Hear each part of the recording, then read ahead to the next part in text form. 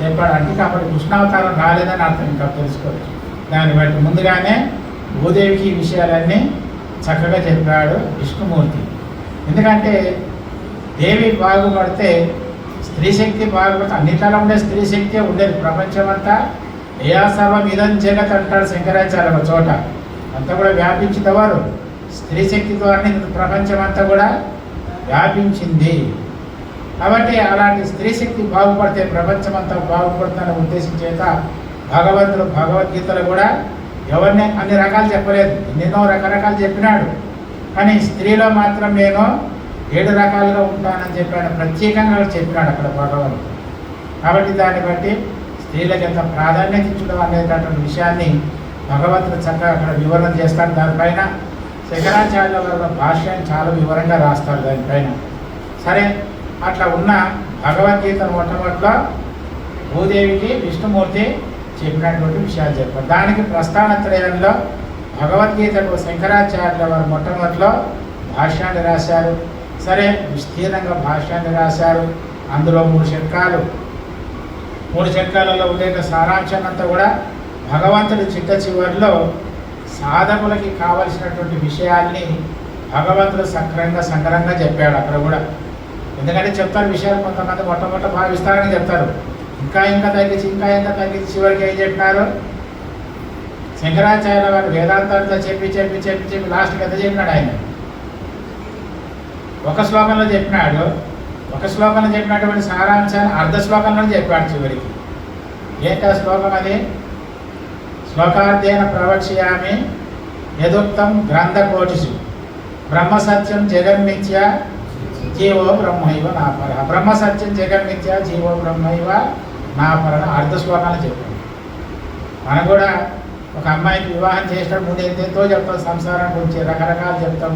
చివరికి అన్నీ మర్చిపోయినా ఏదైనా అమ్మాయి ఒకరు ముఖ్యం పెట్టుకోమని చెప్పి భుజం తట్టి నెత్తిలో చేయి పెట్టి అమ్మాయికి మర్చిపోకూడదు బా అమ్మ అని చెప్పేసేసి ఆమెను ఏదో 3 బుజ్జగిస్తూ మంచి మాటలు మరవనటువంటి ఒక మాటలు ఎట్లా చెప్తామో భగవంతుడు కూడా మరి 18 అధ్యాయాలు చెప్తూ వస్తే లాస్ట్కి చిట్ట చివరికి మరి 17 అధ్యాయాలు అయిపోయినాయి. 18 అధ్యాయం చివరి దశలో వచ్చింది.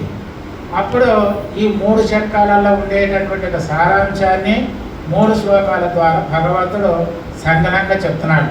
మన భగవద్గీత రోజు చదువుతున్నాం కానీ అందులో ఎన్నో విషయాలు ఉన్నాయి. కర్మకాండ ఉంది, భక్తికాండ ఉంది, ఉపాసనకాండ అన్నీ ఉన్నాయి. కానీ ఈ 3 కాండలకి సంబంధించినటువంటి ఒక ఆ విషయానంతా కూడా సంగ్రహించి భగవంతుడు భగవద్గీతలో 3 శ్లోకాల ద్వారా చెప్తాడు. తర్వాత 1 శ్లోకం ద్వారా చెప్తాడు. చివరికి మళ్ళా వేదవ్యాసుల వారు చెప్పినట్టుగా అర్ధ శ్లోకం ద్వారానే మొత్తం భగవద్గీత సారాంశాన్ని అంతా కూడా చెప్తాడు భగవంతుడు. అందులో ముఖ్యంగా 18వ అధ్యాయంలో 18వ అధ్యాయం పేరేంటి? మోక్ష సన్యాస యోగం. ఇంతవరకేం భగవంతుడు మోక్షాన్ని గురించి పని చేయమని చెప్పాడు, కర్మ చేయమన్నాడు, భక్తి చేయమన్నాడు, జ్ఞానం చేయమన్నాడు. చివరికి వచ్చేసరికి ఏమంటాడు? మోక్ష సన్యాస యోగం అంటే 2 అర్థాలు ఉన్నాయి. మోక్షాయ సన్యాసం, మోక్ష సన్యాసం. మోక్షాన్ని కొరకు సన్యాసం చేయాలి. మోక్షం కావాలంటే ఏం చేయాలా? సన్యాసం చేయాలి. సన్యాసం అంటే కాషాయ వస్త్రాలు కాదు. ఇక్కడ సన్యాసం అంటే అన్నింటినీ వదిలిపెట్టాలి, త్యాగం చేయాలి. నా కర్మన ఉపనిషత్తు అదే చెప్పింది. నా కర్మన ప్రజయ ధనేన త్యాగేనైకే అమృతత్వ. అమృతత్వాన్ని పొందాలంటే త్యాగం చేతనే పొందుతుంది. కాబట్టి ఇక్కడ త్యాగం చేయాలంటే దేన్ని త్యాగం చేయాలా అంటే కర్మఫల త్యాగాన్ని వదిలిపెట్టు, కర్తృత్వ భావాన్ని వదిలిపెట్టు, భోక్తృత్వ భావాన్ని వదిలిపెట్టు, దేహధర్మాలు, మనోధర్మాలు, బుద్ధి ధర్మాలు అన్నిటిని త్యాగం చేయమని చెప్పి భగవంతుడు మోక్ష సన్యాస యోగం చెప్తూ మోక్షం కొరకు ఇంకొక సన్యాసం చెప్పాడు. ఇక్కడ ఏం చెప్తున్నాడు? మోక్ష ఏవ సన్యాసం, మోక్ష సన్యాస. మోక్షాన్ని కూడా వదిలిపెట్టమంటున్నాడు. ఇంకా మోక్షాన్ని వదిలిపెట్టి ఇంకా దేనికి మన కార్యక్రమాలు సాధన చేస్తామండి అంటే ఇంతవరకే ఒక లక్ష్యం ఉండింది. ఆ లక్ష్యం తన స్వరూపమని తెలిసిన తర్వాత ఇంకా ప్రయత్నం చేయవలసిన అవసరం లేదు. అది విషయం చెప్పేది భగవంతుడు. ఎందుకంటే మోక్షం నీ స్వరూపం పక్కన ఉన్నది అనుకుంటే కావాలంటావు. నువ్వే అయిపోతే దానికి ఏమీ చేయవలసిన అవసరం ఉండదు. అందుకోసానికి జ్ఞానం అనేటటువంటిది ఉపనిషత్తులో చెప్తారు దూరే తత్వదంతికే తదంతరస్య సర్వస్య. ఆత్మజ్ఞానం అనేటటువంటిది తెలియని వాళ్ళకి ఎంతో దూరం ఉంది. ఎంత దూరం ఉందంటే తద్దూరే, ఎంత దూరం ఉంది అంతకన్నా దూరమే. మన నీడ పోయే కొద్ది మన ఇంటికి ఎట్లా వస్తుందో అట్లాగే ఎంత దూరం పోయినా ఇంకా దూరమే ఉంటుంది మోక్షం అనేది తెలియని వాళ్ళకి. తెలిసిన వాళ్ళకి తద్వదంతికే, తన స్వరూపం తనది. తను తాను తెలుసుకోవాలంటే కష్టమా తేలిక చెప్పండి? తెలిసిన వాళ్ళకి చాలా సులభం. ఇతరులను తెలుసుకోవాలంటే కష్టం. వాళ్ళలో ఏమున్నాయో, ఏ గుణాలు ఉన్నాయో, ఏ స్వభావాలు ఉన్నాయో తెలుసుకోవాలంటే కష్టం. కానీ తను తాను తెలుసుకోవాలంటే ఎవరైనా వచ్చి అయ్యా నీ స్వరూపం నీకు చెప్పాలని ఎవరైనా వచ్చి నువ్వు వెళ్ళయ్యా అంటే అవును నేను వెళ్ళాను అంటాడు. తెలియని వాడు వచ్చి అయ్యా నీ పేరు పుల్లయ్య అంటే అవును నా పేరు పుల్లయ్య అనుకుంటాడు. అంతే కదా. నేను పుల్లయ్యనని చెప్పాలి, పక్కవాడు వచ్చి ప్రమాణం చెప్పాలన్నా, నీ అమ్మనైనా పేరు పెట్టిరయ్యా అని చెప్పాలి ఏమన్నా, అవన్నీ ఏ ప్రమాణాలు అక్కర్లేదు. స్వత ప్రమాణం అని నీవు తెలుసుకునేటటువంటిది. కాబట్టి మోక్షం అనేది నీ స్వరూపమే కానీ వేరే కొత్తగా తెచ్చుకునేది ఏమీ లేదు. మనం చేసే సాధన అంతా ఏంటి? లేని ఏది మనం తెచ్చిపెట్టుకుని దాన్ని వదిలించుకోవడం అంతే. ఓ సబ్బు కొనుక్కొచ్చినారండి, పెటాల సబ్బు 2 సబ్బు తెచ్చారు. పాత వస్త్రానికి లేదా బాగా మైలబట్టిన బట్ట వస్త్రానికి సబ్బు రుద్దినారు. మనం ఏమంటాము? ఈ సబ్బు తెచ్చి బట్టలు వస్త్రాన్ని తెల్లగా చేసిన అంటాము. కానీ సబ్బు చేసే పని వస్త్రాన్ని తెల్లగా చేసినా మురికి తీసేసింది. అది మురికి తీసేసే పని అంతవరకే. అది స్వతహాగా తెల్ల వస్త్రమే అది. కానీ దేని మురికిని తొలగించడమే దాని పని అంతవరకే అది. అంతేగాని నల్ల వస్త్రాన్ని తీసుకొచ్చి తెల్లగా చేయమంటే అది ఎన్ని సబ్బులు పెట్టినా వేస్ట్, అది అంతగా ఉంటుంది అంతే. అట్లాగే ఆత్మస్వరూపం అనేటటువంటిది స్వభావత ఉండేటటువంటిదే. గురువులు చెప్పినా, శాస్త్రాలు చెప్పినా, ఏవి చెప్పినా ఎంతవరకు కాని దాన్ని తొలగించడం వరకే వీటి స్వభావం అంతే, వీటి పరిష్కారం అంతే. ఆత్మ అనేది స్వతసిద్ధమే, కానీ అది మనకు లేదు అసలు. అది ఎంత దూరం ఉంది ఆత్మ? నీకు నువ్వు ఎంత దూరం అండి? జానడా, మూరడా, మారడా? తను తాను తెలుసుకున్న దానికి దూరము లేదు, దగ్గర లేదు, తన స్వరూపమయ్యే ఉన్నది. కాబట్టి భగవంతుడు మోక్ష సన్యాస యోగం అని చెప్పినప్పుడు అయ్యా మోక్షం కూడా నీ స్వరూపమే కాబట్టి అది కూడా కావాలనే కోరిక కూడా వదిలేయమంటాడు అక్కడ. మోక్ష ఏవ సన్యాస, మోక్ష సన్యాస అని చెప్తూ అయినా, ఎందుకంటే మనము మందభాగ్యులము. మనకన్నీ భాగవతంలో వేదవ్యాసుల వారు పెద్ద టైటిల్స్ ఇస్తాడు మనకందరికీ. కలియుగ మానవులు ఎలాంటి వాళ్ళని చెప్పి పెద్ద పెద్ద టైటిల్స్ ఇస్తాడు. ఏమని అని చెప్తాడు? అభాగ్యులు, సుకర్మలు చేయలేని వారు, అల్పాయుష్కులు, ఇక నానా రకాల టైటిల్స్ ఇచ్చాడు మనకందరికి కూడా. మంచి కర్మం చేయాలంటే చేయలేరు. భాగ్యవంతులు అంతకన్నా ఉండదు వాళ్ళకి. అలసులు సోమరిపోతులు అనమాట, లేజీ మ్యాన్స్. ఉన్న చోటనే లేవాలంటే మహాబద్ధకం అన్నమాట. పొద్దునే లేచి స్నానం చేసి భగవద్ధ్యానం చేయాలంటే ఇంకా కళ్ళు మూసుకొని ఇంకా చూస్తాను చేస్తాం అనుకుంటేనే మొత్తం కాలం గడిపేస్తుంటారు అన్నమాట. అది చేయలే బద్ధకస్తులు అన్నమాట. అలాంటి వాళ్ళు తరించడానికి ఏంటో సులభమైనటువంటి మార్గాన్ని చెప్పారు. ఒక చోట ఇద్దరు లేజీ మ్యాన్స్ ఉన్నారండి, సోమరిపోతులు ఇద్దరు. ఒకరి మించిన సోమరి ఇంకోడు అన్నమాట. అయితే వాళ్ళు ఏంటంటే రోజు 8 గంటల వరకు 9 గంటల వరకు పడుకునే అలవాటు వాళ్ళకి. కానీ ఒకరోజు ఎక్కడికో ఊరికి పోవాల్సి వచ్చింది. అయితే అప్పుడు ఎప్పుడు లేవాలా? 6 గంటలకు లేవాలి. 8 గంటలకు లేచేవాళ్ళు 6 గంటలకు లేవాలి కనీసం. సరే 6 గంటలకు లేవాలి కదా.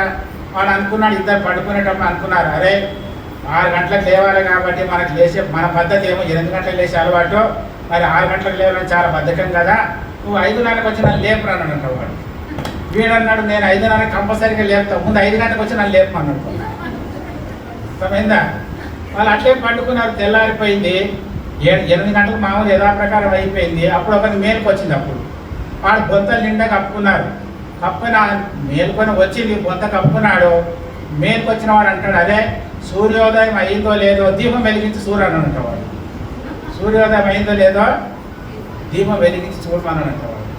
వీడు అన్నాడు, వానికన్నా సోమరిపోతే వీడు కదా, నిండా కప్పుకున్నాడు, కళ్ళు మూసుకున్నాడు, అరే ఇంకా చీకటిగా ఉంది పడుకోమని అంటవాడు. వాడు బొంత కప్పుకున్న వాడిని కళ్ళు మూసుకున్న వాడిని చీకటి ఇంకేం కనబడుతుందండి వానికి. అట్లాగే సోమరిపోతులు అనేటటువంటి కలియుగంలో నెంబర్ 1 అని చెప్పాడు వేదవ్యాసులు. అలసులు, మందభాగ్యులు, సుకర్మలు చేయలేని వారు, అల్పాయుష్కులు, మనకి ఎన్నెన్నో పెద్ద పెద్ద టైటిల్స్ అని ఇచ్చారు. అవన్నీ కూడా వేదవ్యాసుల వారు. సరే, అవన్నీ ఇచ్చి చివరికి మనకు మరి భగవంతుడు, మరి మాతృదేవి వేదమాత కాబట్టి పిల్లలని ఏ విధంగా అయినా సరే ఏదో రకంగా బాగుపడతారనే ఉద్దేశం చేత ఇవన్నీ చెప్పి లాస్ట్కి మోక్ష సన్యాస యోగాన్ని చెప్పి అందులో 3 షట్కాలలో ఉండేటువంటి సారాంశాన్ని 3 శ్లోకాల ద్వారా భగవంతుడు చక్కగా చెప్తాడు. వాటిని గుర్తుపెట్టుకోండి. అందులో సాధకునికి కావలసినటువంటి విషయాలు, ఉండవలసిన విషయాలు, ఉండకూడని విషయాలు, అవి ఆచరిస్తే పొందవలసిన ఫలితాన్ని కూడా చక్కగా చెప్తాడు దాంట్లో. అవి భగవద్గీత 18వ అధ్యాయము 51, 52, 53 శ్లోకాలు గుర్తుపెట్టుకోండి. అవి మీరు ఎప్పుడైనా వీలున్నప్పుడు టీకా తాత్పర్యం చదువుకుంటే అన్ని విషయాలు మనకు తెలిసి వస్తాయి. ఉండవలసినవి, ఉండకూడనివి, ఉంటే ఫలితం ఏంటి, ఏమేం చేయాలి అన్ని విషయాలు మొత్తం చక్కగా దాంట్లో వివరణ చేయడం జరుగుతుంది అన్నమాట. అందులో మొట్టమొదటి చెప్తాడు భగవంతుడు, బుద్ధ్యా విశుద్ధయా యుక్తో ధృత్య ఆత్మానం నియమ్య చ శబ్దాదీన్ విషయానుత్యక్త్వా రాగద్వేషవ్యుధస్య చ వివిక్త సేవీ లఘ్వాసి యథవాకాయ మానసః ధ్యానయోగపరో నిత్యం వైరాగ్యం సముపాశ్రితః అహంకారం బలం దర్పం కామం క్రోధం పరిగ్రహం విముచ్య నిర్మమశాంతో బ్రహ్మభూయాయ కల్పతే అని ఫలితం చెప్తారు. చూడండి, బ్రహ్మభూయాయ కల్పతే అంటే పరమాత్మను వాడు పరమాత్మని చేరగలుగుతాడు, పరమాత్మను ఐక్యమైపోతాడు, పరమాత్మ స్వరూపుగా వాడు అయితే చివరికి ఫలితాన్ని కూడా భగవంతుడే దాన్ని చెప్తున్నాడు. అయితే ఈ 3 శ్లోకాలలో చేయవలసిన చాలా విషయాలు చాలా ఉన్నాయి దీంట్లో, కానీ సంగ్రహంగా కొన్ని చెప్తాను నేను. తర్వాత మీరు అవకాశం ఉన్నప్పుడు ఆ 3 శ్లోకాలు అప్పుడప్పుడు చదివి అవి గుర్తుపెట్టుకోండి కనీసం అన్న కూడా. బుద్ధ్యా విశుద్ధయా యుక్తో మనం చేయవలసింది మొట్టమొదటి ఏంటంటే బుద్ధిని శుద్ధం చేసుకోవాలా. బుద్ధిని శుద్ధం చేసుకోవాలా. మనం రోజు 2 శుద్ధం చేస్తాం. మనం దేన్ని వస్త్రాలు శుద్ధం చేస్తాము, దేహాన్ని శుద్ధం చేస్తాం. కానీ ఎంతవరకు శుద్ధమైతే ఏమాత్రము ఒకరోజు వస్త్రం శుద్ధం చేసిన మళ్ళీ శుద్ధం చేయాల్సిన పని ఉండదా? మళ్ళీ చేయవలసిందే. దేహానికి ఎన్ని పూసినా మళ్ళా శుద్ధం అవుతుంది ఎప్పుడైనా. ఎందుకంటే నేను చెప్పాను ఉదయాన, పైన చూడడానికి ఒక రకం, లోపలంతా మున్సిపాలిటీ కాబట్టి ఆ శరీరాన్ని శుద్ధం ఎప్పుడు కూడా అది శుద్ధమని మనం అనుకుంటున్నాం. ఎక్కడ శుద్ధం అవుతుంది శరీరం? అది ఉండేదే అశుద్ధం. అది ఒక మాట చెప్పండి, శరీరం నుంచి ఏవేవైతే రిలీజ్ అవుతాయో అదంతా మొత్తం గలీజి. అంతేనా? శరీరం నుంచి రిలీజ్ అయ్యేటివన్నీ కూడా మొత్తం గలీజి. ముక్కుల నుంచి, చెవుల నుంచి, చెంపల నుంచి, చర్మం నుంచి ఏవి మనం రిలీజ్ అవుతున్నాయో మొత్తం గలీజే తప్ప ఏవి ఉండదు. ఒకరోజు స్నానం చేయకపోతే, పొద్దునే ముఖం కడగకపోతే మనకే అసహ్యం అనిపిస్తుంది. మరి ఇలాంటి దాన్ని శుద్ధి చేయాలంటే ఏం చేయాలా? భగవంతుని బుద్ధ్యా విశుద్ధయ్యా. దేహాన్ని శుద్ధి చేయమని చెప్పలేదు. దేహం ఎట్లా అశుద్ధమే, నువ్వెన్ని చేసినా బట్టలు సబ్బులు కథం కావాల్సింది, కానీ దేహం మాత్రము శుద్ధి అయ్యేది లేదయ్యా. ముందు బుద్ధి శుద్ధం చేసుకోమంటున్నాడు భగవంతుడు. బుద్ధియా విశుద్ధయ, శుద్ధి కాదు విశుద్ధి, విశేషణ శుద్ధి విశుద్ధి. బుద్ధిని శుద్ధం చేయాలంటున్నారు. మరి బుద్ధిని శుద్ధం చేయాలంటే ఏం చేస్తాము? మన చేతికి ఏమైనా దొరుకుతుందా? లేదా సబ్బు పెడితే పోతుందా? లేదా ఒక సబ్బు కలిపేసి ఒక బకెట్ లోపల పోస్తే బుద్ధి ఏమైనా శుద్ధం అవుతుందా? కడుపు క్లీన్ కావచ్చునేమో కానీ బుద్ధి మాత్రము శుద్ధి కాదు. అందుకే శాస్త్రం చెప్తున్నది అద్భిగాత్రాన్ని శుద్ధ్యంతి, అద్భిగాత్రాన్ని శుద్ధ్యంతి, మనస్సత్యేన శుద్ధ్యతి, విద్యా తపోభ్యాం పూతాత్మ బుద్ధి జ్ఞానేన శుద్ధ్యతి. బుద్ధి శుద్ధం కావాలి కేవలం ఒక జ్ఞానం చేతనే బుద్ధి శుద్ధం అవుతుంది. అద్భిగాత్రాన్ని నీళ్లు వాడితేనే శరీరాన్ని శుద్ధి చేస్తున్నాం. మనః సత్యేన శుద్ధ్యతి, మన మనస్సు ఉంది, మనసు శుద్ధం కావాలంటే ఏం చేయాలా? సత్యవాక్య పరిపాలన, సత్య విచారణ, సత్యాన్వేషణ ద్వారా మన మనసుని కొంతవరకు శుద్ధం చేసుకోవచ్చు. సత్య ఆలోచన ఉండాలి. మనం చేసేది మంచిదా లేదా చెడా ఏంటి అనేటటువంటిది విచారణ ద్వారా మనసుని కొంతవరకు కంట్రోల్లో పెట్టుకోవచ్చు. ఎందుకంటే మనసు సహజంగా బహిర్ముఖంగా భగవంతుడు సృష్టించినాడు. పరాంచి కాని వ్యతినత్ స్వయంభూ తస్మాత్ పరాంగ్ పశ్చిత్ నా అంతరాత్మన్ కశ్చిత్ ధీర ప్రత్యేక ఆత్మానమైక్షతో ఆవృత్త చక్షు అమృతత్వం ఇచ్చని అంటాడు.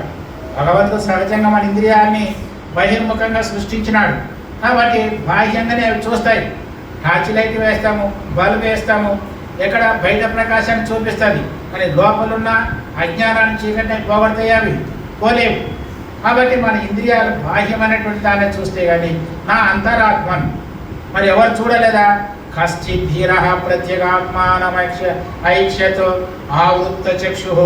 ఎవడైతే ఆత్మను దర్శించాలనే భావన కలిగి సద్గురువులను ఆశ్రయించి సత్శాస్త్ర శ్రవణం ద్వారా ఎవడైతే సాధకుడు ఉంటాడో వాడు మాత్రమే ఇంద్రియాలన్నింటినీ కూడా అంతర్ముఖం చేసుకుంటాడు.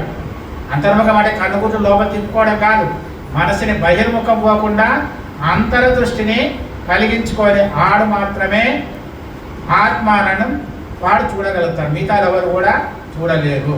కాబట్టి మనస్సత్యైన శుద్ధ్యతి విద్యా తపోభ్యాం భూతాత్మ. విద్య తపస్సుల ద్వారా. విద్య అంటే ఏంటి? అక్షరాలు చదువుకోవడం కాదు, 4 పుస్తకాలు చదువుకోవడం కాదు. ఏయాచ విద్యయ అవిద్య నశ్యతి శైవ విద్య నేతర అంటారు. ఏ యొక్క విద్య చేత అవిద్య అజ్ఞానం నశిస్తుందో అదే విద్య. నా ఇతరమైనటువంటిది అవిద్య అనేదంతా కూడా.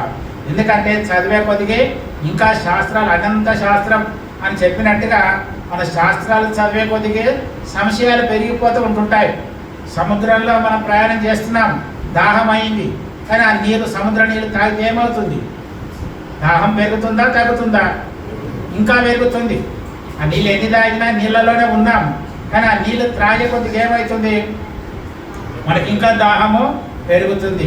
కానీ అదే నీరు ఒకసారి సూర్యకిరణాల ద్వారా ఆవిరైపోయి మేఘాలుగా తయారైపోయి ఆకాశం నుంచి కురిసినాయి అనుకోండి, మన పాత్రలో పట్టుకుంటే ఏమైతే అప్పుడు అవి తాగడానికి మంచి యోగ్యతమైంది. అర్థమైంది కదా? తాగడానికి యోగ్యత అవుతాయి. అదేవిధంగా శాస్త్రం అనేటటువంటి సముద్రంలాగా ఉంటుంది. చదివే కొద్దీ చదివేస్తే ఉన్నమతి పోయింది అంటారు చూడండి. ఆ విధంగా అనంతమైనటువంటి శాస్త్రాల ద్వారా అనేక సంశయాలు వస్తాయి. కానీ ఆ సంశయాలు పోవాలంటే ఏం చేయాలా? సద్గురువులను ఆశ్రయించి ఆ గురుముఖత మనం వింటే మేఘాల ద్వారా వచ్చినటువంటి ఒక నీరు ఏ విధంగా తాగడానికి మనకు యోగ్యత అవుతుందో అదేవిధంగా శాస్త్రాలు గురుముఖత విని వాటి యొక్క సారాంశాన్ని మనం గ్రహిస్తే చక్కగా ఆచరించడానికి ఇవి నాయన ఇవి చెయ్యి ఇవి చేయకూడదని గురువులు చక్కగా మనకి విమర్శ చేసి మనం చక్కగా బోధించి ఇవి అనుష్ఠేయములు ఇవి నానుష్ఠేయములు అని చెప్పి రెండుగా విభజించి మనం చక్కగా బోధిస్తారు. కాబట్టి ఇక్కడ భగవంతుడు చెప్తున్నాడు, బుద్ధ్యా విశుద్ధయా యుక్తో ధృత్యాత్మానం నియమ్యేచ. వీటన్నిటి ఏం చేయాలా? బుద్ధిని శుద్ధం చేయాలంటే అవిద్య చేత విజ్ఞానం చేతనే బుద్ధి శుద్ధం అవుతుంది. విద్యా తపోభ్యాం భూతాత్మ. విద్య తపస్సుల ద్వారా. విద్య అంటే జ్ఞానం ద్వారా, తపస్సు అంటే ఏంటి? అనుష్ఠానం ద్వారా. తపస్తవం ఇత్యాహో బ్రహ్మస్వం విషముచ్యతి అంటారు. అయ్యా పరమాత్మను గురించినటువంటి యొక్క విచారణ ఏదైతే ఉంటుందో అదే తపస్సు అన్నమాట. మనమేమనుకుంటాం తపస్సు అనగానే ఎక్కడికి అడవికి వెళ్ళిపోయి కాలు పైకి పెట్టి తలగా కిందలు పెట్టుకొని గడ్డాలు మిసాలు పెంచుకుంటే తపస్సు అని మనం అంటాం. కానీ భగవంతుడు అది చెప్పడం లేదు, శాస్త్రం అది చెప్పడం లేదు. నస్తపస్తవం ఇత్యాహో బ్రహ్మస్వం తప ఉచ్యతి. పరమాత్మను గురించి నేను ఈ జన్మలోనే ఆత్మజ్ఞానం పొందాలి, పరమాత్మను తెలుసుకోవాలా, నా స్వరూప జ్ఞానాన్ని నేను పొందాలా అనేటటువంటి ఒక ఉత్కంఠ భావం ఎవరికైతే ఉంటుందో అదే తపస్సు అన్నారు. రామకృష్ణ పరమహంస దగ్గరికి వెళ్ళి ఒక శిష్యుడు అడిగాడంట, స్వామి మోక్షం ఎప్పుడు కలుగుతుందని అడిగాడంట. మోక్షము ఎప్పుడు వస్తుందని అడిగాడంట. ఆయన చెప్పే థియరీ కాదు, ప్రాక్టికల్ కోర్స్ అయినది. ఒకరోజు స్నానానికి నదిలోకి తీసుకెళ్ళాడు. తీసుకెళ్ళి స్నానం చేస్తున్నారు. స్నానం చేసినప్పుడు వాడు అట్లే నదిలో అట్లా మునిగి పెట్టాడు, వాడు గట్టి అట్లా ముంచి పెట్టాడు, వాడు తలకాయ పట్టుకొని 2 నిమిషాలు తలకి గిలగిల కొట్టుకొని బయటికి వచ్చినాడు. అయినా అబ్బా నన్ను ఏం స్వామి నన్ను చంపడానికి తీసుకొచ్చారు అన్నారు. అది కాదయ్యా, నిన్న ఏం ప్రశ్న వేశావు? నిన్న మోక్షం ఎప్పుడు కలుగుతుందని అన్నావు కదా, దాన్ని చెప్పినాను అన్నాడు. ఇప్పుడు ఈయన ఇదేంటి మోక్షం స్వామి అన్నాడు. అయ్యా నేను నిన్ను ముంచిపెట్టినప్పుడు, నీళ్ళలో ముంచినప్పుడు నీ భార్య జ్ఞాపకం వచ్చిందా? నీ పిల్లలు జ్ఞాపకం వచ్చారా? నీ బ్యాంకు బ్యాలెన్స్ ఏమైనా జ్ఞాపకం వచ్చిందా? నీ భూములు ఎన్ని అని జ్ఞాపకం వచ్చాయా? ఇవన్నీ ఏమైనా జ్ఞాపకం ఉన్నాయని అడిగాడు. ఏం చెప్తారు చెప్పండి? అప్పుడు ఏమి రాదు, ఒకటే వారి ప్రాణతో బయటకు వస్తున్నారా దేవుడు అంటావు. కాబట్టి నీకు మోక్షం కావాలంటే ఇగో అట్లా ముందు నీకు అంత జిజ్ఞాస కలిగి ఉంటే ఈ తప్పకుండా వెంటనే నీకు మోక్షం సిద్ధిస్తున్నాయిగా. నాకు ప్రపంచం కావాలి, పరమాత్మ కావాలనుకుంటే ఇది రాదు అది రాదు, రెండు రాదు. ఇదో ప్రశ్న తతో ప్రశ్న అని చెప్పినట్టుగా ఉంటుంది. కాబట్టి మోక్షం అనే జిజ్ఞాస నిజంగా ఉంటే అట్లా ఉండాలని చెప్పి ఆయన ప్రాక్టికల్గా చెప్పాడు అన్నమాట. కాబట్టి విద్యా తపోభ్యాం భూతాత్మ, విద్య ద్వారా తపస్సు అంటే తపనం అన్నమాట, తపించాలి. వికరణాలను తపించడం ఒకటి, నిజమైనటువంటి తపనం ఏంటంటే నేను మోక్షాన్ని ఈ జన్మలోనే పొందాలని ఆయనకు ఒక విశ్వాసం, నమ్మకం కలిగానన్నమాట. చూస్తాను చేస్తాననేటటువంటిది కాదు. భీముడు అర్జునుడు తపస్సు చేసి ఆయన సంవత్సరంతో తపస్సు చేసి ఆయన వరాన్ని పొంది శివుడు ప్రత్యక్షం అయితే ఆయన ఒక వరాన్ని పొంది అస్త్రం సంపాదించాడు కదా, ఏదో భాస్వర అస్త్రాన్ని సంపాదించాడు. పెద్ద గొప్పగా చెప్పుకుంటున్నాడు ఈయన అర్జునుడు వచ్చి, నేను అది ఇది సంపాదించానని చెప్పి. భీముడు పక్కనే ఉన్నాడు, అయ్యా నువ్వు సంవత్సరం పట్టింది అది సంపాదించడానికి, భగవంతుని ప్రత్యక్షం చేసుకోవడానికి సంవత్సరం పట్టింది, నేను చూడు ఈ క్షణంలోనే భగవంతుని రప్పిస్తాను అన్నాడు ఆయన. అది ఎట్లా సాధ్యం అన్నాడు. ఏం లేదని చెప్పేసేసి ఆయన గద పైకి వేసి హరహర మహాదేవ శంభ అని కింద వంగబట్టాడు. హరహర మహాదేవ శంభ అంటూ కింద నిద్ర పట్టి చచ్చిపోతాడు. మరి శివుని స్మరిస్తున్నాడు. వెంటనే వచ్చి శివుడు వచ్చి ఆ గదను పట్టుకున్నాడు. ఆయన వెంటనే వచ్చి రక్షించాలి కదా. కాబట్టి విశ్వాసం అనేది అలాంటిది అనమాట. నీకు విశ్వాసం లేక సంవత్సరం పట్టింది అయ్యా, విశ్వాసం ఉంటే విశ్వాసం ఫలదాయక అని చెప్పినారు. కాబట్టి సంవత్సరాలు ఏళ్ళు కావాల్సింది విశ్వాసం ఉంటే అప్పుడే నీకు మోక్షం ముక్తి వస్తుందని చెప్పేసేసి రామకృష్ణ పరమహంస ఆయన ప్రత్యక్షంగా చూపించాడు అన్నమాట. కాబట్టి భగవంతుడు చెప్తున్నాడు విద్యా తపోభ్యాం భూతాత్మ. కాబట్టి విద్య ద్వారా తపస్సు ద్వారా ఆత్మ అంటే అంతఃకరణాన్ని జీవుణ్ణి మనము భూతాత్మ చేసుకోవాలని చెప్తూ భగవంతుడు బుద్ధ్యా విశుద్ధయా యుక్తో ధృత్య ఆత్మానం నియమ్యచ, ధృత్య ఆత్మానం నియమ్యచ. ఆత్మ అనే శబ్దానికి సంస్కృతంలో చాలా అర్థాలు ఉన్నాయి. ఆత్మ అంటే జీవాత్మ అని అర్థం ఉంది, పరమాత్మ అని అర్థం ఉంది, దేహం అనే అర్థం ఉంది, మనస్సు అని కూడా ఒక అర్థాలు నానా రకాలుగా సంస్కృతంలో అర్థాలు ఉన్నాయి. కాబట్టి ఇక్కడ ధృత్య ఆత్మానం నియమించాలి, ఇక్కడ మనస్సుని ధైర్యం చేత నియమించాలని అర్థం. మన మనస్సు ఏంటి? మనసు చంచలమైనటువంటిది అందరికీ తెలిసేయాలి. ఏవి దగ్గరికి ఉన్నా ఏవి జ్ఞాపకం రాదు. ఏవి వద్దనుకొని మనం అక్కడ దీపం పెట్టి దేవుని దగ్గర కూర్చొని పటాలు వెలిగించి దీపాలు అగరబత్తులు వెలిగించి కళ్ళు మూసుకొని జపమాల పట్టేసరికి అన్ని లోకాలన్నీ జ్ఞాపకం వస్తుంటాయి. అప్పుడు మిగతా టైంలో ఏదో ఒకటో రెండు జ్ఞాపకం ఉంటాయి. కానీ భగవంతుని ధ్యానం చేయాలంటే మాత్రము లోకాలన్నీ వస్తాయి. అప్పుడే వితౌట్ టికెట్ లేకుండా అన్ని లోకాలు తిరిగి వస్తుంది మనసు అన్నమాట.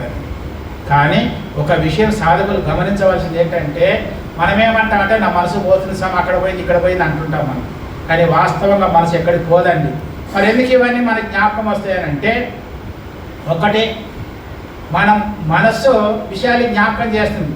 తెలియని విషయాలు జ్ఞాపకం వస్తాయా, తెలిసిన విషయాలు జ్ఞాపకం వస్తాయి చెప్పండి? అక్కడ చూసిన విషయాలే వస్తాయి కానీ చూడని విషయాలకి జ్ఞాపకం రాదు కదా. ఇప్పుడు కాశీ పోయినారు కాబట్టి మన మనసు కాశీకి వెళ్తుంది. అదే కైలాసం చూడలేదు అనుకోని కైలాసం జ్ఞాపకం వస్తుందా? రాదు. అయితే ఇక్కడ ఏంటి కీలకం ఏంటనంటే మన మనసు ఒకవేళ మనసే పోయేటట్టుగా ఉంటే ఇప్పుడు కైలాసంలో ఏముందో అది తెలుసుకోవాలి, ఇప్పుడు కాశీలో ఏముందో చెప్పగలగాలి. మనసే పోయేటట్టుగా ఉంటే ఇప్పుడు కాశీలో ఏం జరుగుతుందో ఆ విషయాన్ని గుర్తించాలి. గుర్తిస్తుందా? ఇప్పుడు అది గుర్తించదు. ఒకవేళ కాశీ జ్ఞాపకం వచ్చినా నువ్వే సంవత్సరం 10 సంవత్సరాల కింద చూసినటువంటి విషయాలు ఆ దృశ్యాలు మన కంటికి కనబడుతున్నాయి తప్ప ఇప్పుడు అక్కడ జరిగే విషయాలు మనకి ఏవి కనపడవు. అంటే అర్థం ఏంటి? మనసు పోవడం కాదు, మనసు ఎక్కడ ఉంటుంది అంటే అంతర్ముఖంగా ఉంటుంది. కానీ మన మనసు ఎక్కడ ఉందో మన అంతఃకరణం కూడా అక్కడే ఉంటుంది. మన సంస్కారాలు ఎక్కడ ఉంటాయి? అంతఃకరణంలో ఉంటాయి. కాబట్టి ఈ మనసు ఎంతవరకు చూడగలుగుతుందంటే అంతఃకరణం వరకే పోతుంది, కానీ అంతఃకరణానికి ఆధారమైనటువంటి ఆత్మస్వరూపాన్ని తెలుసుకోలేదు. అర్థమైందా? ఆత్మస్వరూపాన్ని తెలుసుకోలేకపోతుంది. కాబట్టి నీ మనసు నాది బాహ్యముఖం పోయింది, అది పోయింది, ఇక్కడ పోయింది, అక్కడ పోయింది అని చెప్పి మనం బాధపడేదానికన్నా అంతర్ముఖం అవుతుందంటే పరమాత్మ వరకు పోలేదు. అది కేవలం అంతఃకరణంలో ఉండేటటువంటి యొక్క ఏ సంస్కారాలు అయితే ఉన్నాయో వాటిని మాత్రమే అది చూడగలుగుతుంది. అంతేగాని మనసు ఎక్కడికి పోయేది ఏమీ లేదు. మరి ఏం చేయాలా అంటే ఆ అంతఃకరణలో కూడా కాకుండా ఈ అంతఃకరణానికి ఏది ఆధారమైందో, ఏ చైతన్యం ద్వారా అంతఃకరణ సంస్కారాలు ఇవన్నీ కూడా వెలుగుతున్నాయో దాన్ని చూడడం చేయాలా. కశ్చిత్ ధీర ప్రత్యేగాత్మానమైక ఐక్షత్ అనేది ఇక్కడ ఆ విషయం చెప్పినటువంటిది ఏంటంటే, ప్రత్యేగాత్మానమైక్షత్ ధీర అంటే వీటి పైన మనసు అటుపోయింది ఇటుపోయిందని చెప్పి అసంతృప్తి పడకుండా దీనికి ఆధారమైనటువంటిది ఏంటిదో ఆత్మను దర్శించుకోవడం అనేది ధీరుడు సాధకుడు చేయవలసినటువంటి ఒక విషయాలు అన్నమాట. కాబట్టి చెప్తున్నాడు ఇక్కడ, ప్రత్యేగాత్మానమైక్షత్ ఆవృత్త చక్షు అమృతత్వం ఇచ్చాను. ఎందుకు ఇట్లా చేస్తాడంటే అమృతత్వం ఇచ్చాను. ఆవృత్త చక్షు అంటే ఇంద్రియాలన్నిటి కూడా తన అంతర్ముఖం చేసుకొని వాటిని కూడా ఏకీకరణం చేయాలి. ఏకీకరణం అంటే ఏంటి? ఇప్పుడు ఇది ఒక అద్దం ఉంటుంది కదా, భూతద్దం మీద అంటారు కదా, దానిపైన మనకి అద్దం పెడితే కిరణాలు పడి ఏం చేస్తాయి, అవి కింద దూది పెడితే దూదిని కాల్చేస్తాయి అవి. కానీ మామూలు అద్దం పెడితే దాని కింద ఏది పెట్టినా అది కాల్చదు. కానీ ఈ భూతద్దం అనేటటువంటిది ఏం చేస్తుందంటే, అక్కడ సూర్యకిరణాలు ఉంటాయి, ఇక్కడ సూర్యకిరణాలు ఉంటాయి. కానీ ఈ భూతద్దం అనేటటువంటిది ఏం చేస్తుందంటే అనేకంగా ఉండేటటువంటి కిరణాలని ఏకీకరణం చేస్తుంది. అర్థమైందా? అనేకంగా ఉండేటువంటి కిరణాలని ఏకీకరణం చేసి దాన్ని వెంటనే కాల్చేసేటువంటి పవర్ దాంట్లో తయారు చేస్తుంది. అదేవిధంగా మన మనసు కూడా బాహ్య విషయాలపై రకరకాలు పోయినప్పుడు అది పరమాత్మను తెలుసుకోలేదు. అదే ఏకీకృతం అయితే పరమాత్మను తెలుసుకోవడానికి యోగ్యత దాన్ని కలుగుతుందని అక్కడ శాస్త్రం చక్కగా వివరణ చేశారు. కాబట్టి కశ్చిత్ ధీర ప్రత్యేగాత్మానమైక్షత్ ఆవృత్త చక్షు అమృతత్వం ఇచ్చని. ఎవడైతే అమృతత్వం అంటే మోక్షాన్ని జనన మరణాలు లేనటువంటి స్థితిని పొందేదానికి ఇలాంటి వాడే తెలుసుకోగలుగుతాడని చెప్పాడు. భగవంతుడు చెప్తే ఏమంటాడో, బుద్ధ్యా విశుద్ధయా యుక్తో, ముందు నువ్వు బుద్ధిని శుద్ధం చేసుకోవయ్యా. బుద్ధ్యా విశుద్ధయా యుక్తో ధృత్యాత్మానం నియమ్యచ. ఇది చేయాలంటే ఏం చేయాలా? శబ్దాదీన్ విషయాన్ త్యక్త్వా, ముందు శబ్ద స్పర్శ రూపరస గంధాదులు అనేటటువంటి యొక్క విషయాలు ఏవైతే ఉన్నాయో వాటిపైకి మనసుని పోనీయవద్దు. కేవలం శబ్ద స్పర్శ రూపరసాల గంధానికి సంబంధించినటువంటి యొక్క విషయాలే మనకి ధ్యానంలో వస్తాయి. అవే వస్తాయా, కొత్త ఏమైనా వస్తాయా? ఈ పంచేంద్రియాల ద్వారా నువ్వు ఏవేవి అనుభవించినావో అవే నీకు స్మృతి వస్తుంది. కానీ కొత్త ఏమైనా వస్తాయా చెప్పండి? ఏమైనా కొత్త ఏమి? నువ్వు ఏ విషయాన్ని గమనించినా ఈ శబ్ద స్పర్శ రూపరస గంధాల లోపే అంతర్భూతమయ్యే ఉంటాయి ఇవన్నీ కూడా. కాబట్టి ఆ విషయాలపై పోనీయకూడదు మనసుని. వాటికి ఏది ఆధారం ఉందో దాన్ని చూడమంటాడు. శబ్దాదేర్ విషయాన్ని త్యక్త్వా. మరి వీటిపై పోవడానికి కారణం ఏంటి? శబ్దస్పర్శ రూపక రస గంధాలపై కింద పోతుంటే రాగద్వేషో వ్యుదస్యచ. ఇంతకుముందు రాగద్వేషాల ద్వారా శబ్దస్పర్శ రూపరస గంధాల అనే విషయాలని అనుభవించడం జరిగింది. శబ్దస్పర్శ రూపరస గంధాలు ఎప్పుడు అనుభవిస్తాడు? రాగద్వేషాలు. రాగం వల్ల కొన్ని మంచి రూపాలు చూడాలనుకుంటాడు. రాగం ఉంటుంది, మంచి శబ్దస్పర్శ వినాల, స్పర్శ రూపం రసం గంధం ఇవన్నీ రాగం వల్ల కొన్ని చూస్తాడు. అదేవిధంగా ద్వేషం వల్ల కొన్ని మనకు కలుగుతుంటాయి. మనకు వాడు అట్లా ఉండకూడదు, ఇట్లా ఉండాలి, అది ఉండాలి, ఇది ఉండాలి అనేటటువంటిది ద్వేషం. సుఖాన్ని చెయ్యి రాగ, దుఃఖాన్ని చెయ్యి ద్వేషం. దుఃఖాల కారణం ఏంటంటే రాగద్వేషాలే. నేను సుఖంగా ఉండాలనుకోవడం రాగము, దానికన్నా వ్యతిరేకం వస్తే ఏమొస్తుంది? ద్వేషం వస్తుంది. సానుకూలంగా ఉంటే రాగం. రాగం ఎట్లా ఉంటుందంటే ఏంటి? తేనెలాగా ఉంటుంది అన్నమాట రాగం. తేనె కత్తికి పూసిన తేనెలాగా ఉంటుంది రాగం. ద్వేషం ఎట్లుంది? విషం పూసిన కత్తిలాగా ఉంటుంది ద్వేషం. ఈ రెండు కూడా ఏంటి? విషాలే. ద్వేషము విషం రెండింటికి ఏంటి? ఇక్కడ మా మధ్యలో ఒక అక్షరమే తేడా ఉంటుంది అన్నమాట. ద్వేషము విషం. ద్వేషం అంటే ఏంటి? ద్వివిషం ద్వేషం, డబల్ విషం అన్నమాట. అది ద్వేషం అనేది ఉంది, డబల్ విషం. అది విషం ఏమేం చేస్తుంది? నా విషమిషమిత్యాహో విషం ఏకాకినం అంతే. విషం అంటే అది అది ఎక్కువది కాదయ్యా. విషయానికన్నా విషయము చాలా గొప్పది, ఎక్కువ పవర్ఫుల్ అంటాడు. ఎందుకనంటే విషం ఉన్నదే, విషం తాగిన వాడిని మాత్రమే చంపేస్తుంది. విషము ఎవరిని తాగితే వాడిని మాత్రమే చంపేస్తుంది. ద్వేషం ఏం చేస్తుంది? పుత్ర పౌత్రం అంతే, మొత్తం సంసారాన్ని కాదు వాళ్ళ దేశాన్ని కూడా నాశనం చేస్తుంది. ఎవరికన్నా అట్లా చేసిందా? దుర్యోధనకి ఏం పుట్టింది? వానికి ద్వేషం పుట్టింది. రావణాసుడు దేనిలో పోయినాడు? ద్వేషం వలన. వాళ్ళు ఏం చేసినారు, వాడు ఒకడే సచ్చేది కాకుండా పక్క వాళ్ళు కూడా చంపినారు. కాబట్టి విషయం గొప్పదా విషయం గొప్పదా చెప్పండి. ఇక్కడ ఏది ఎక్కువ పవర్ఫుల్ అయినటువంటి ద్వేషం అనేటటువంటిది చాలా పవర్ఫుల్. విషయం కన్నా ద్వేషం అనేటటువంటిది డబల్ విషయం. డబల్గా ఎన్ని రకాలు చెప్పినా తక్కువే ఉంటుంది. కాబట్టి భగవంతుడు చెప్తున్నాడు, అయ్యా రాగద్వేషం విధస్యచ. మరి వాళ్ళ రాగద్వేషాలు పోవాలంటే ఏం చేయాలా అంటే వివిక్త సేవి. ఇంతవరకు ఉండకూడదని చెప్పినాడు, ఉండవలసిన విషయాలు చెప్తున్నాడు భగవంతుడు.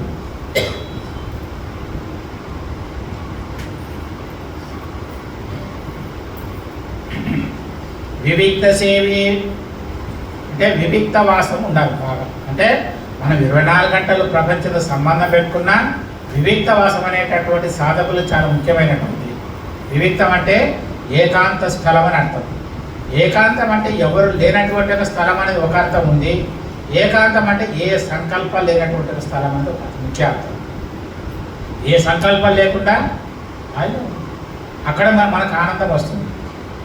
మన ప్రాక్టికల్గా మనం చూడండి, ప్రపంచంలో తిరిగినంతసేపు ఏవేవో విషయాలు వస్తే అవన్నీ పొద్దు నుంచి రాత్రి వరకు తిరిగి తిరిగి తిరిగి తిరిగి ఏవో అశాంతి పొందుతాము.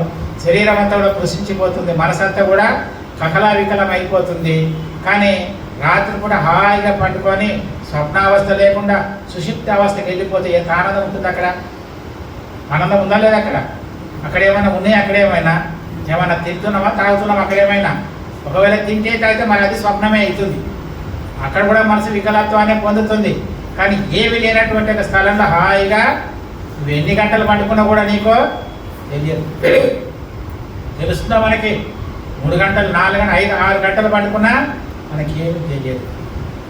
అదే సమాధి స్థితికి వెళ్ళిపోతే వానికి గంటలు గడిచినా తెలియదు, రోజులు గడిచినా తెలియదు, వారాలు అయింది తెలియదు, సంవత్సరాలు అయింది కూడా వానికి తెలియదు.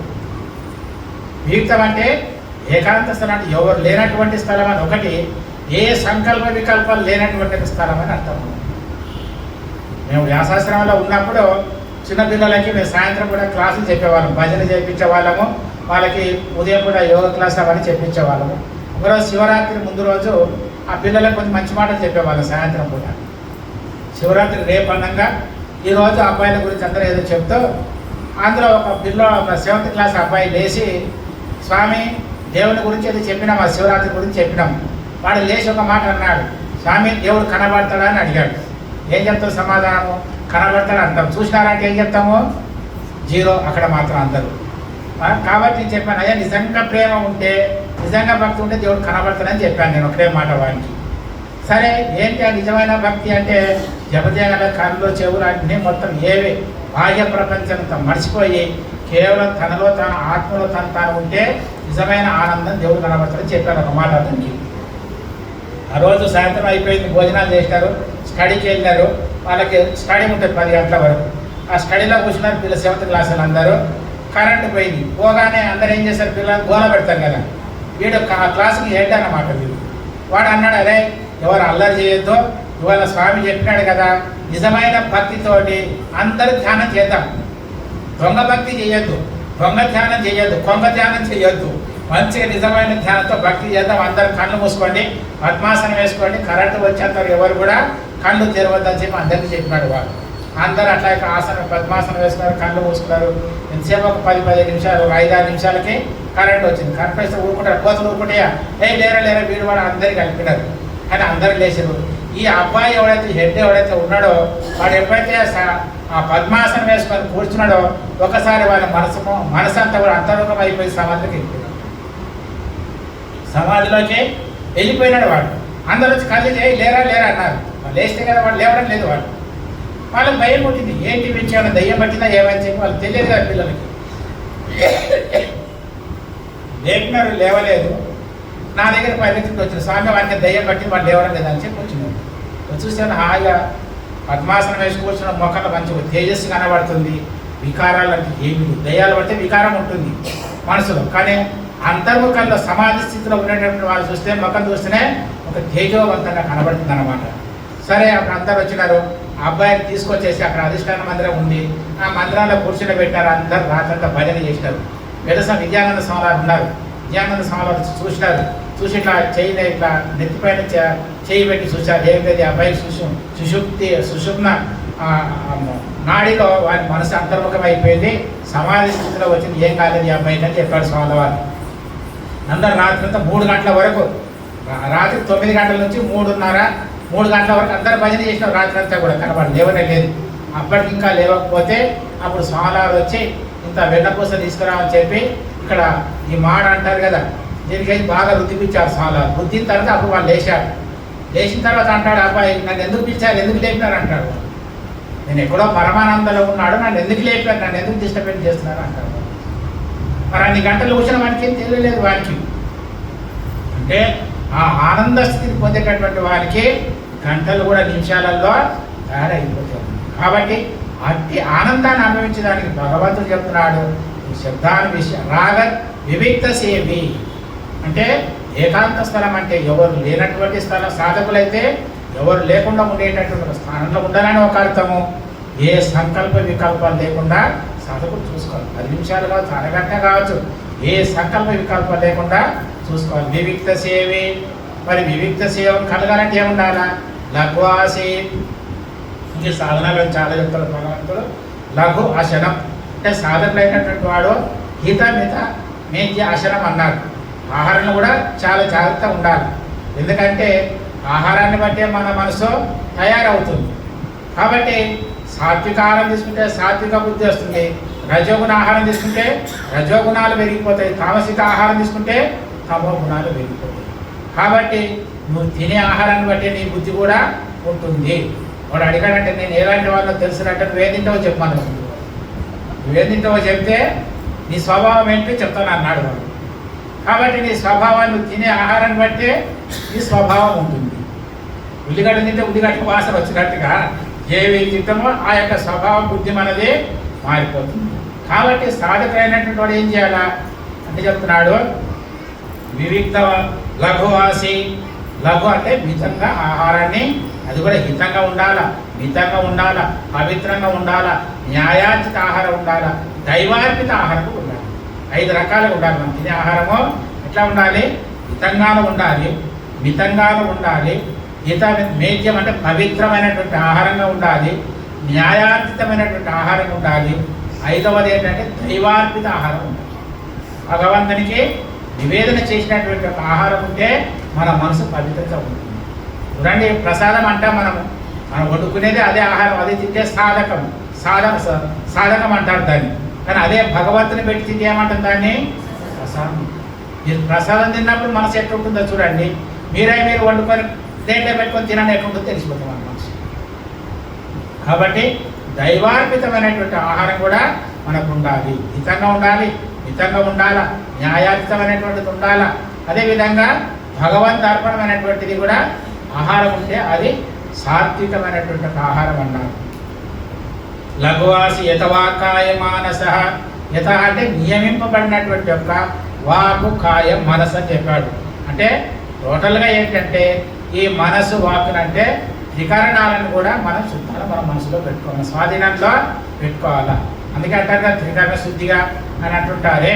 అంటే మన శరీరం పవిత్రంగా ఉండాలి, మన వాక్కు పరిశుద్ధంగా ఉండాలి, మన సంకల్పాలు కూడా పరిశుద్ధంగా ఉండాలి. ఈయన శివానంద స్వామి చెప్తారు, ఎవరైతే కనీసం ఒక 6 సంవత్సరాల వరకు అబద్ధాన్ని పలకకుండా ఉంటారో వాళ్ళకి సంకల్ప శుద్ధి కలుగుతుందని చెప్తాడు ఆయన. వాక్శుద్ధి కలుగుతుందని చెప్తాడు ఆయన. వాక్శుద్ధి అంటే ఏంటి? పూర్వకాలంలో మనం అంటుంటాం కదా, వీనికి ఇస్తే వాడు భస్మం అయిపోయినాడు, విభూతిస్తే ఇట్లా అయిపోయినారు, పండ్లు ఇస్తే సంతానం కలిగింది, ఇవన్నీ మనం వింటుంటాం కదా పురాణాలలో. ఆ శక్తి ఎక్కడి నుంచి వచ్చిందంటే వాళ్ళకి ఆ నియమాన్ని వాళ్ళు పాటించారు కాబట్టి వాళ్ళ వాక్సిద్ధి అనేటటువంటిది కలుగుతుంది అన్నమాట. అందుకే రామకృష్ణాశ్రమంలో ఒక మాట అంటారు, పరాన్నేన ముఖం దగ్ధం పరహస్త పరిగ్రహాత్ హస్తౌ దగ్ధం పరస్త్రీభి మనోదగ్ధం కథం సిద్ధి వరాలని అంటారు. ఈశ్వరుడు పరమేశ్వరుడికి చెప్తాడనమాట, పార్వతీదేవి చెప్తాడు ఈ మాట. అయ్యా పూర్వకాలం ఇట్లా సిద్ధి ఉండేది కదా, ఇప్పుడు ఎందుకు సిద్ధి లేదని అంటే అని చెప్తా. పరాన్నేన ముఖం దగ్ధం, అన్యాయార్జితమైనటువంటి ఆహారాన్ని తిని నోటికి విలువ లేకుండా పోయిందంట. ముఖం దగ్ధం అంటే మాటలకి విలువ లేకుండా పోయిందని చెప్తాడు. తినకూడని తింటూ వాక్శుద్ధి రావడం ఎక్కడి నుంచి వస్తుంది? తినకూడని తింటూ అన్యాయార్జితమైనటువంటి ఆహారం తింటే ముఖానికి మాటలకి విలువ లేకుండా పోయింది. హస్తౌ దత్తౌ పరిగ్రహ, ఇతరులు ఇచ్చినంత కూడా ఆమ్దపాకులాగా చాచి తీసుకొని కరహస్తైన పరిగ్రహాలతో హస్తౌ దగ్ధౌ, చేతులకు కూడా వాక్శక్తి కూడా తగ్గిపోయింది. పరస్త్రీభి మనోదగ్ధం, విషయ చింతనలు ఆలోచించి మనసు కూడా విలువ వాల్యూ లేకుండా పోయింది. ఇంకా సిద్ధి కలగాలంటే ఎక్కడ కలుగుతుంది? త్రికరణ సిద్ధి కలగాలంటే ఉండదు. కాబట్టి వీటన్నిటిని కూడా మన స్వాధీనంలో పెట్టుకున్నప్పుడే మనతో శుద్ధి మనకు కలుగుతుంది. కాబట్టి భగవంతుడు చెప్తున్నాడు, ధృత్యాత్మాన శబ్దానికి విషయాన్ని తెత్వ రాగద్వేషం వివిక్త సేవి లఘ్వాసి యత వాక్కాయ మానస ధ్యానయోగ పరోనిత్యం వైరాగ్యం సముపాసిత అంటే భగవంతుడు చాలా చక్కగా చెప్తాడు. వైరాగ్యం ఉండాలి, ఇవన్నీ కలగాలంటే విచారణ ఉండాలి. వీటి ద్వారా మిగతా భగవంతుడు చెప్తాడు. చివరికి శ్లోకం ద్వారా చెప్తారు అన్నమాట. ఏంటి? విహాయ కామాన్ యస్ సర్వాన్ పుమాంస రతి నిస్పృహ నిర్మమో నిరహంకార శాంతి మదిగచ్చిత అని చెప్పి మిగతా శ్లోకాలలో కావాల్సిన విషయాలని చెప్తాడు.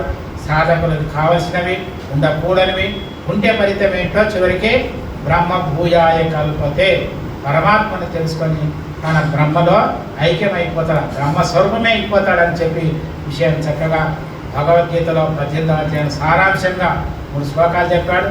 చివరికి మత్కర్మ కృన్మత్ పరమో మద్భక్త సంగవర్జిత నిర్వైర సర్వభూతేషు యస్స మామేతి పాండవ ఒక శ్లోకం చెప్పాడు.